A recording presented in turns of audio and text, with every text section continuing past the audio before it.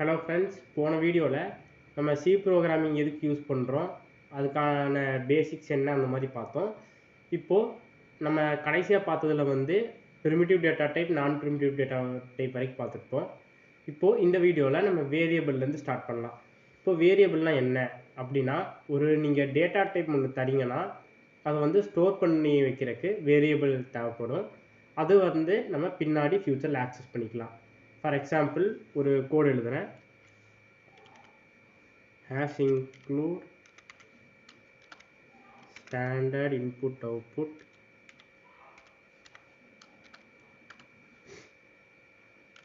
int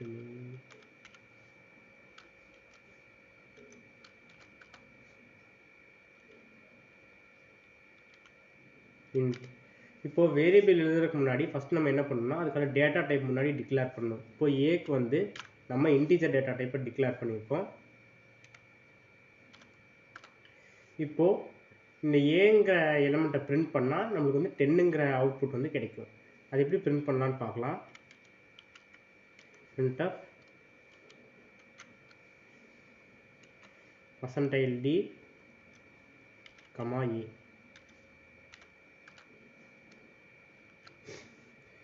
இப்போ நான் %dன்னு ஏன் தந்துருக்கேன்னா, இப்போ %dங்கிறது ஃபார்மேட் ஸ்பெசிஃபையர்.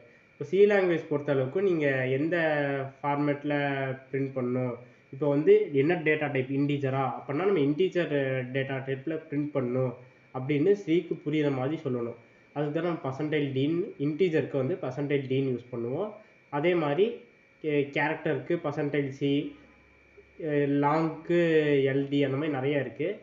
அது நம்ம போக போக பார்க்கலாம். இப்போதைக்கு பேசிக்காக நம்ம வேரியபிள்லாம் என்னென்னு ஃபஸ்ட்டு பார்த்துட்டு அதுக்கப்புறம் இதெல்லாம் பார்க்கலாம். இப்போ வந்து நான் ரன் பண்ணுறேன். ரன் பண்ணால் அவுட்புட்லேயும் 10 பிரிண்ட் ஆகணும். பாருங்கள், 10ங்கிற இது பிரிண்ட் ஆகிருக்கு.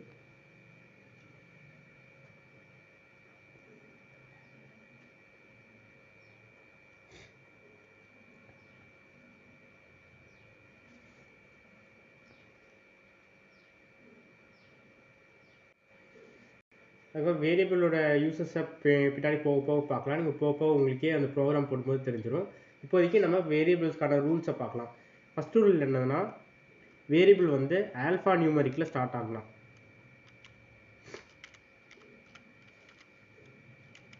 ஆல்ஃபா நியூமரிக்னா ஒன்றும் இல்லை. இப்போது என் பேர் பக்கத்தில் இப்போது நம்பர் ஆட் பண்ணுற மாதிரி. ஃபார் எக்ஸாம்பிள் இப்போ சையத் 123, சையத் 256 அந்த மாதிரி பேர் ஆட் பண்ணிக்கலாம். இது ஆல்ஃபா நியூமரிக். இதுவே நியூமரிக் ஆல்ஃபாவில் ஸ்டார்ட் ஆகக்கூடாது. நியூமரிக் ஆல்ஃபானா என்னதுன்னா, இப்போ வந்து ஃபார் எக்ஸாம்பிள் 123 சையத் அந்த மாதிரி சையதுன்னு ஸ்டார்ட் ஆகக்கூடாது. ஏன்னா நம்பரில் ஸ்டார்ட் ஆகக்கூடாது. மெயினாக அதுதான் நியூமரிக் ஆல்ஃபா. ஆல்ஃபானா என்ன நம்மளுக்கு தெரியும், ஆல்ஃபாபெட். நியூமரிக்னா நம்பர், அந்த மாதிரி ஞாபகம் வச்சுக்கோங்க. அதுக்கப்புறம் வேரியபிள் நீங்கள் டிக்ளேர் பண்ணும்போது ஸ்பேஸ் விடக்கூடாது. இப்போ ஃபார் எக்ஸாம்பிள் சையத் அர்ஷத், இந்த மாதிரி ஸ்பேஸ் விடக்கூடாது. அதுக்கு பதிலாக நம்மளுக்கு வந்து ஒரு ஸ்பெஷல் கேரக்டர் வந்து அலோவ் பண்ணியிருக்காங்க, அதுதான் அண்டர்ஸ்கோர்.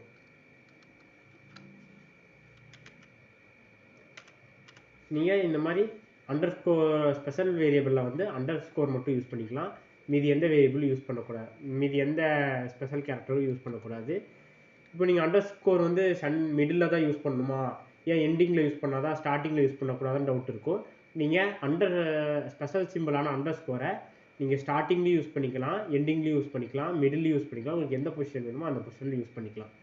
இப்போ ஒரு சில கம்பெனியில் வந்து ரீசெண்டாக ஒரு சில கம்பெனியில் வந்து டாலர் சிம்பிளும் அக்செப்ட் பண்ணிக்குது. ஆனால் மோஸ்ட்லி அண்டர்ஸ்கோர் வந்து அக்செப்டட், டாலர் வந்து மேக்ஸிமம் அக்செப்ட் பண்ணல. இப்போ புதுசாக ஒரு கம்பெனியில் வந்து அக்செப்ட் ஆகுது.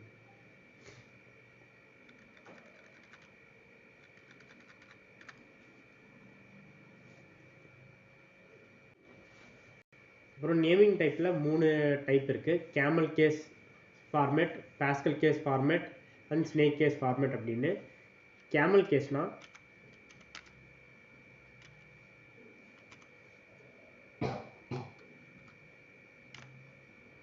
கேமல் கேஸில் ஒன்றும் இல்லை, லெட்டர் வந்து லோயர் கேஸில் ஸ்டார்ட் ஆகணும். ஃபார் எக்ஸாம்பிள்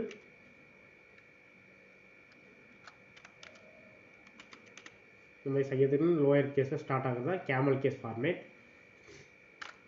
பாஸ்கல் இதுவே பாஸ்கல் கேஸ் எடுத்துட்டிங்கன்னா ஸ்டார்டிங் லெட்டர் வந்து அப்பர் கேஸாக ஸ்டார்ட் ஆகும்.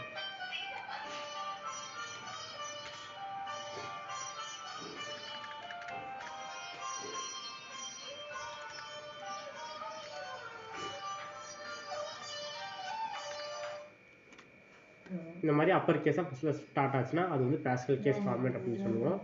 நெக்ஸ்ட்டு வந்து ஸ்னேக் கேஸ் ஃபார்மேட்.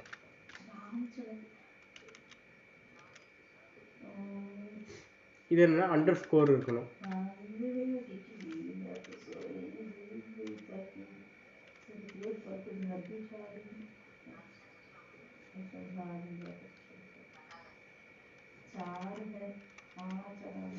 இந்த மாதிரி இருந்துச்சுன்னா நீங்கள் வேரியபிளில் யூஸ் பண்ணிக்கலாம். இது நான் ஏன் கேமல் கேஸ், பாஸ்கல் கேஸ், இந்த மாதிரி ஸ்னேக் கேஸ் நடத்தணும்னா உங்களுக்கு இன்டர்வியூ பாயிண்ட் ஆஃப் வியூவில் ஒரு சில டைம் இந்த மாதிரி கொஸ்டின்ஸ் வரும், அதுக்கு நீங்கள் ஆன்சர் பண்ணிக்கலாம். நெக்ஸ்ட்டு அடுத்த டாபிக் பார்க்கலாம். இப்போது வேரியபிள் எங்கெங்கே யூஸ் பண்ணணும் நம்ம ப்ரோக்ராம் போடும்போது உங்களுக்கு தெளிவாக புரியும். இப்போதைக்கு நீங்கள் ரொம்ப போட்டு கன்ஃபியூஸ் பண்ணிக்க வேணாம். இப்போ வந்து ஆப்ரேட்டர்ஸ் பார்க்கலாம். இப்போ ஆப்ரேட்டர் டாப்பிக்கில் அர்த்தமெட்டிக் ஆப்ரேட்டரில் வந்து plus, minus, division, modulo, multiplication இது நம்மளுக்கு தெரிஞ்ச மாதிரி தான். எப்படின்னா ப்ளஸ் பண்ணுறதுன்னா ஆட் பண்ணுறது, மைனஸ்னால் சப்ட்ராக்ட் பண்ணுறது, இது வந்து காமனாக அதே தான். இப்போ டிவிஷன் பொறுத்தளவுக்கு இது வந்து கொஷன்ட்டை மட்டும் ரிட்டர்ன் பண்ணும், ரிமைண்டரை வந்து ரிட்டர்ன் பண்ணாது. இப்போ வந்து அது இன்டிஜர் டைப்பாக தந்தீங்கன்னா வெறும் டெசிமல் வேல்யூ மட்டும் ரிட்டர்ன் பண்ணும், அந்த பாயிண்ட்டுக்கு அப்புறம் இருக்க வேல்யூ வந்து ரிட்டர்ன் பண்ணாது. இதுவே ஃப்ளோட்டை தந்தீங்கன்னா பாயிண்ட்டுக்கு அப்புறம் வந்து ரிட்டர்ன் பண்ணும். அதே மாதிரி மாடுலோ வந்து டிவிஷனுக்கு அப்படியே ஆப்போசிட். அது வந்து கொஷன்ட்டை ரிட்டர்ன் பண்ணுச்சுன்னா இது வந்து ரிமைண்டர் ரிட்டர்ன் பண்ணும். அதுக்கப்புறம் மல்டிப்ளிகேஷன் ஆப்ரேட்டர், மல்டிப்ளிகேஷனுக்கு வந்து நம்ம ஸ்டார் ஆப்ரேட்டர் யூஸ் பண்ணுவோம். அதுக்கப்புறம் அசைன்மெண்ட் ஆப்ரேட்டர். அசைன்மெண்ட் ஆப்ரேட்டர் என்னென்னா ஒரு வேல்யூ வந்து அசைன் பண்ணுறதுக்கு யூஸ் ஆகும். ஃபார் எக்ஸாம்பிள் ப்ளஸ் ஈக்குவல் இருக்குது. இப்போ நம்ம a ஈக்குவல் டு 2 + 3ன்னு தரலாம். இல்லைன்னா நான் இங்கே தந்திருக்க மாதிரி a ஈக்குவல் டு 2ன்னு தந்து a + ஈக்குவல் டு 3னா அந்த சைடு என்ன ஆகும்னா a ஈக்குவல் டு a + 3ன்னு ஆகும். நம்ம ஏக்கு வந்து முன்னாடி வந்து 2ன்னு அசைன் பண்ணியிருக்கோம். இப்போ 2ன்னு இருக்கும், 2ங்கிறது வந்து ரீப்ளேஸ் ஆகும். இப்போ 2 + 3னா 5, a ஈக்குவல் டு 5ன்னு வந்துடும். இது உங்களுக்கு கன்ஃபியூஷனாக இருந்தால் நம்ம ப்ரோக்ராம் போடும்போது உங்களுக்கு ஈஸியாக தெளிவாக புரியும். அதுக்கப்புறம் லாஜிக்கல் ஆப்ரேட்டர். லாஜிக்கல் ஆப்ரேட்டரில் வந்து நம்ம கண்டிஷன் யூஸ் பண்ணுவோம். இப்போ if condition, maximum if condition, else condition use பண்ணும்போது இந்த மாதிரி யூஸ் பண்ணுவோம் லாஜிக்கல் ஆப்ரேட்டர். நம்ம அது போடும்போது பார்த்துக்கலாம். இப்போ என்ன பண்ணணும் மட்டும் இப்போ ஜஸ்ட்டு ஓரளவாக சொல்கிறேன். இப்போது அண்டு பொறுத்த அளவுக்கு ரெண்டுமே ட்ரூவாக இருந்தால் மட்டும்தான் ட்ரூ. ஒன்று ஃபால்ஸாக இருந்தால் கூட அவுட்புட் வந்து ஃபால்ஸ். அப்படி இது மட்டும் ஞாபகம் வச்சுக்கோங்க. ஆர் வந்து ஏதோ ஒன்று ட்ரூன்னு இருந்தாலே அது வந்து ட்ரூ. நாட்னா அது ட்ரூவாக இருந்தால் ஃபால்ஸ், ஃபால்ஸாக இருந்தால் ட்ரூ, அப்படியே ஆப்போசிட் தான் அவுட்புட் தரும். அதுக்கப்புறம் பிட்வைஸ் ஆப்ரேட்டர்னால் நம்ம பைனரி டிஜிட் யூஸ் பண்ணி அன் பண்ணுறது, ஆர் பண்ணுறது, நெகேஷன் அந்த மாதிரி ஆர் பண்ணுறது, not, left shift, right shift அந்த மாதிரி இருக்குது. அது போக போக நம்ம ஆப்ரேஷன் என்னென்ன பண்ணணும்னு பார்த்துக்கலாம் எக்ஸாம்பிளோட.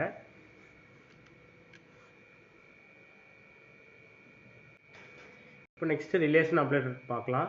ரிலேஷனல்னால் கிரேட்டர் தெனா, லெஸ்ஸர் தெனா கம்பேர் பண்ணுற மாதிரி வரதெல்லாம் ரிலேஷனல் ஆப்ரேட்டர். இப்போ ரெண்டு இதை கம்பேர் 2 ஆர் அதுக்கு மேலே இருக்கிறதெல்லாம் கம்பேர் பண்ணுறது வந்து ரிலேஷனல் ஆப்ரேட்டர் யூஸ் பண்ணுவோம். For example greater than, lesser than, greater than or equal to, double equal to, not equal டுன்னு யூஸ் பண்ணுவோம். இதை நம்ம வந்து ப்ராப்ளம் சால்வ் பண்ணும்போது போட உங்களுக்கு தெளிவாக புரியும். இப்போதைக்கு நம்ம பேசிக்காக மட்டும் பார்த்து வச்சுக்கோங்க.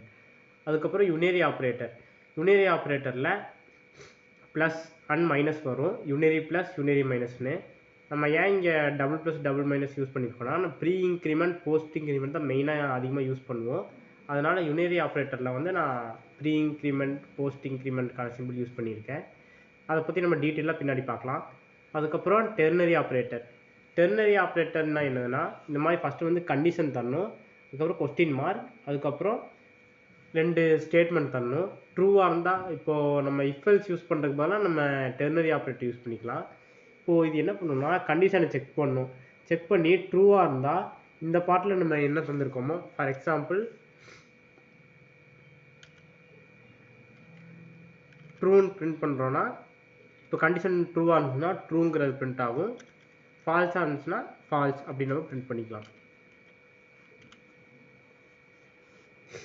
இதுக்காக யூஸ் ஆகுது.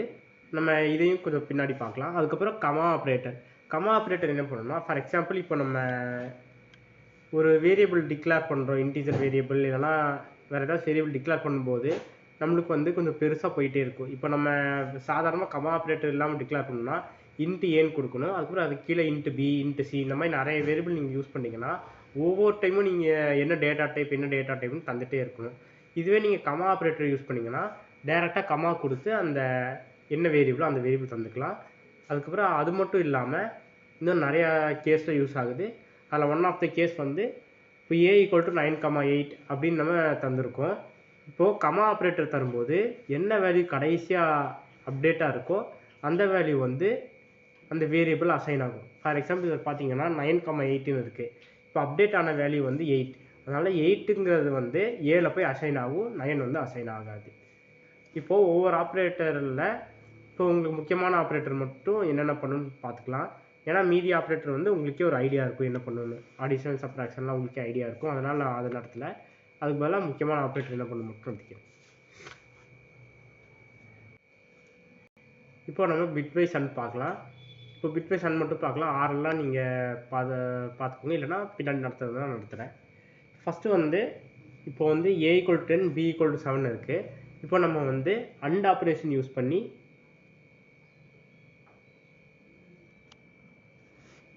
இங்கே இருக்க அண்ட் ஆப்ரேஷன் யூஸ் பண்ணி நம்ம வந்து இதை அவுட்புட் என்ன வருதுன்னு பார்க்கலாம். இப்போது அண்டு தான் பொதுவாக என்ன செய்யலாம், இப்போ a = 10ன்னு இருக்கா, a = 10.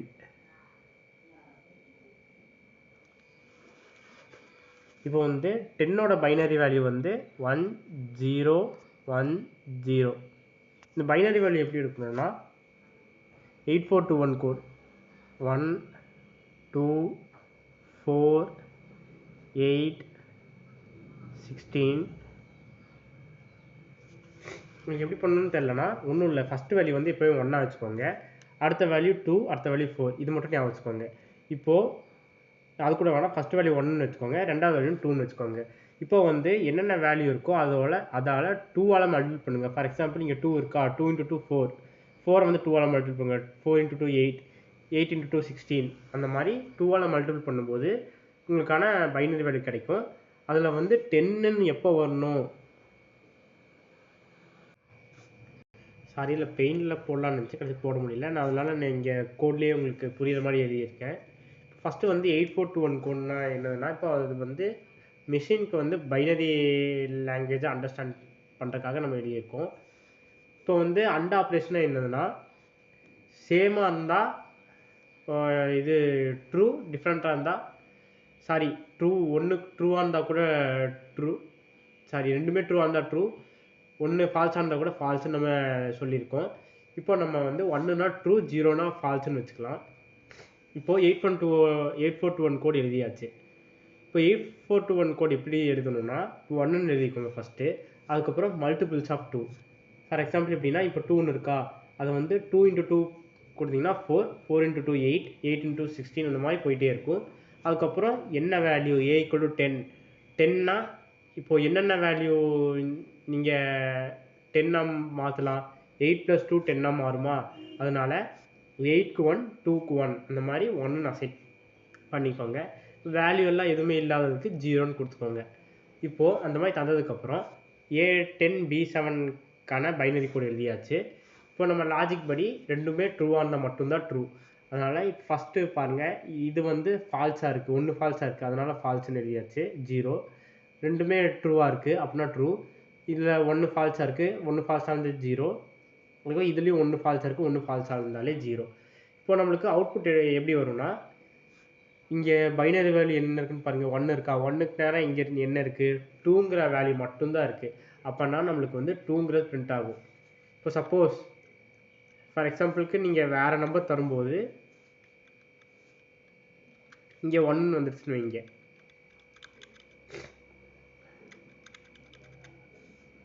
இப்போ இங்கே 1ன்னு வந்திருக்கு, அப்படின்னா 8 + 2 10, அந்த மாதிரி உங்களுக்கு அவுட்புட் வரும். அதை வந்து என்ன பண்ணணும்னா பைனரி வேல்யூவாக மாற்றி அதுக்கப்புறம் நம்மளுக்கு ஏற்ற மாதிரி அவுட்புட் தரும். இப்போ வந்து இதை ரன் பண்ணி பார்க்கலாம்.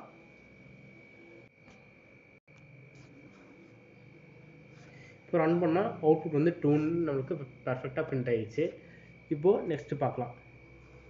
இதே மாதிரி நீங்கள் ஆர் நாட் நீங்களே பார்த்துக்கோங்க. நாட்டுங்கிறது வந்து ஒரு வேரியபிள் மட்டும் யூஸ் பண்ணி வரும். இப்போது நாட்னா நீங்கள் 1 இருக்கிறதுல 0ன்னு மாற்றி 0 இருக்கிற இடத்துலலாம் 1ன்னு மாற்றிட்டு எது எது 1ஆ இருக்கோ அது எல்லாமே ப்ளஸ் பண்ணியிருக்கோங்க. அது அப்போ அதுக்கப்புறம் உங்களுக்கு அவுட்புட் கிடைக்கும். இந்த மாதிரி மீதி நீங்கள் பார்த்துக்கோங்க. இப்போது கடைசியாக ஒன்று மட்டும் நடத்துகிறேன். Left shift right shift. Left shift right ஷிஃப்ட்னா ஒன்றும் இல்லை, ஒரு டிஜிட்டை முன்னாடி கொண்டு போகணும்.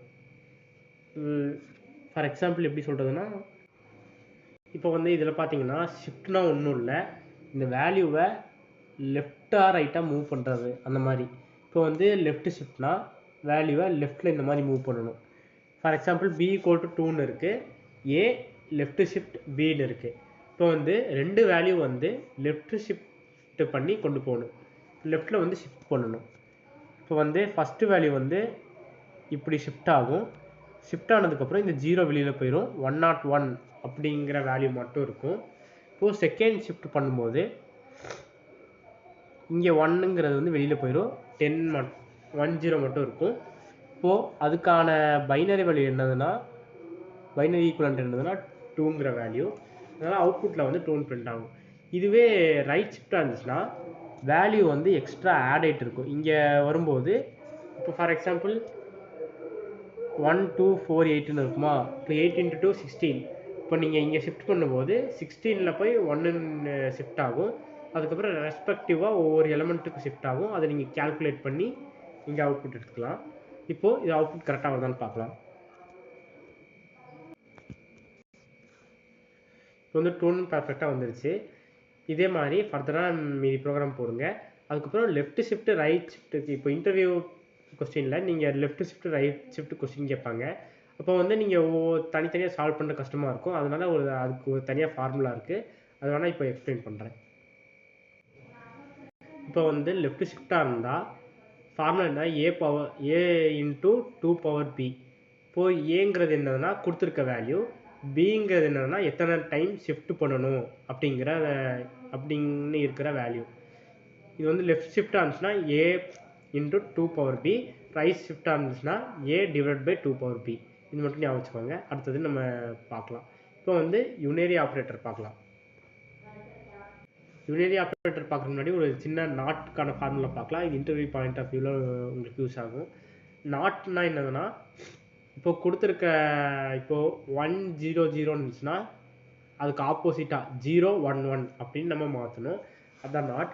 இதை நம்ம எப்படி சிம்பிளாக பண்ணலான்னா, இந்த ஃபார்முலா இருக்குது, மைனஸ் ப்ராக்கெட் ஆஃப் n+1. என்னன்னா நம்பர் கொடுத்துருக்க நம்பரை 1ஆல் ப்ளஸ் பண்ணி அதை வந்து மைனஸில் போட்டிங்கன்னா உங்களுக்கு வேலை முடிஞ்சிச்சு.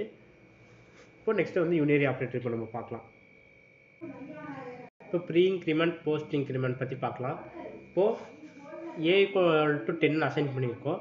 ப்ரீ இன்க்ரிமெண்ட்னா என்ன ஆகுனா, இப்போ இங்கே கீழே எழுதியிருக்கேன் பாருங்கள். ப்ரீ இன்க்ரிமெண்ட்னா ஃபஸ்ட்டு வந்து ப்ரீனா ஸ்டெப் 1 என்ன ஆகுனா வேல்யூ அப்டேட் ஆகும். அதுக்கப்புறம் ஸ்டெப் 2 என்னதுன்னா யூஸ் பண்ணுவோம்.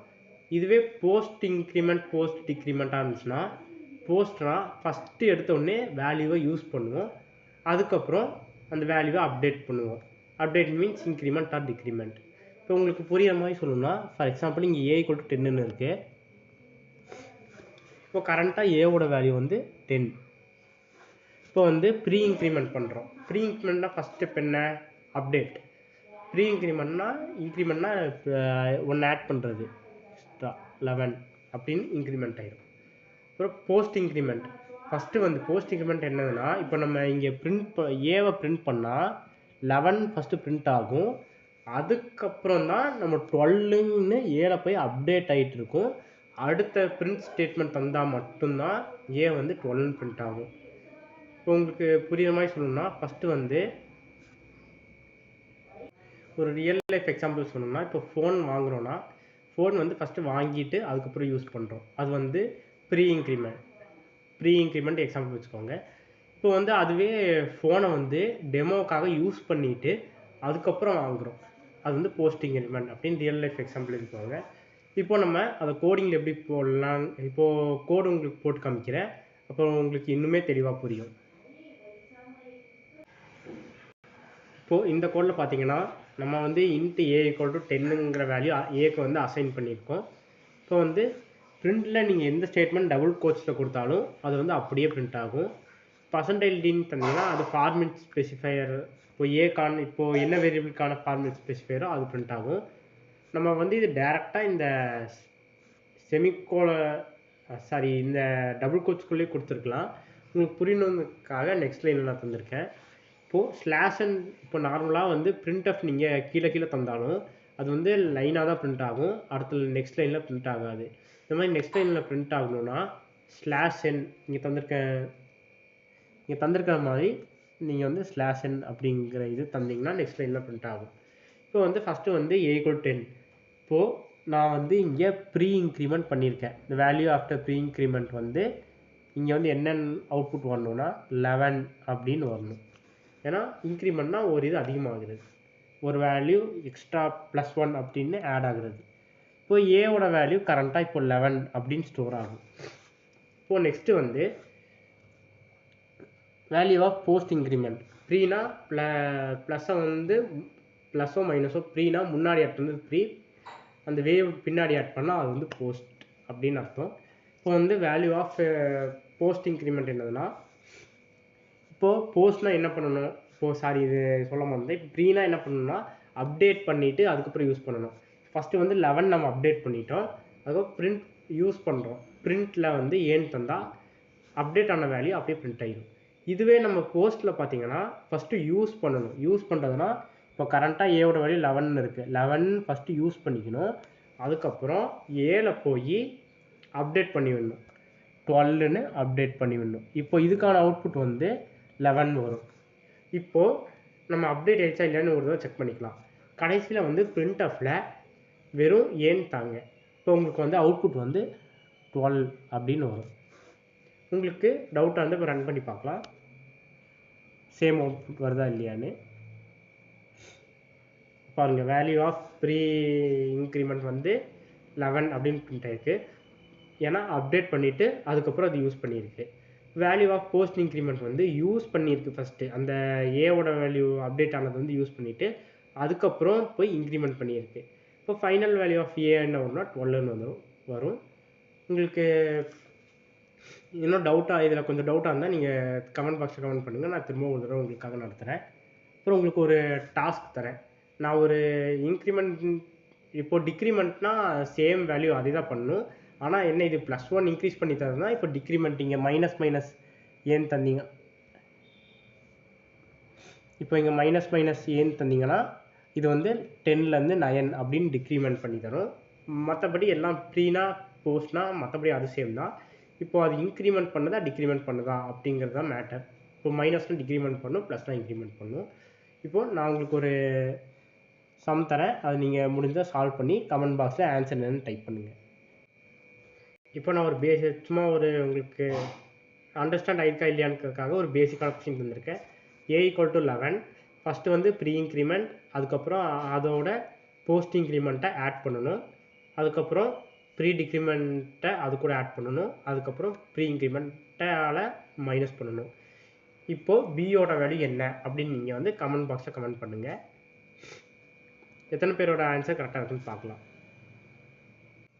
நெக்ஸ்ட் வீடியோவில் கண்ட்ரோல் ஃப்ளோ ஸ்டேட்மெண்ட், அதுக்கப்புறம் லூப்பிங் ஸ்டேட்மெண்ட் பார்த்துட்டு டேரெக்டாக நம்ம ப்ராப்ளம் பார்க்க ஆரம்பிச்சிடலாம். அப்போ இந்த வீடியோ பிடிச்சிருந்தா லைக் பண்ணுங்கள், ஷேர் பண்ணுங்கள், கமெண்ட் பண்ணுங்கள், மறக்காமல் சப்ஸ்கிரைப் பண்ணுங்கள். அதுக்கப்புறம் உங்களுக்கு வேறு ஏதாச்சும் நடத்தணும், இல்லை நடத்துனது புரியல, இல்லைனா வேறு ஏதாச்சும் உங்களுக்கு சஜஷன் இருந்தால் கூட நீங்கள் கமெண்ட் பாக்ஸில் கமெண்ட் பண்ணுங்கள். நான் என்ன எதுன்னு பார்த்துட்டு ஃப்யூச்சரில் மாற்றிக்கிறேன். தேங்க்யூ ஃபார் வாட்சிங்.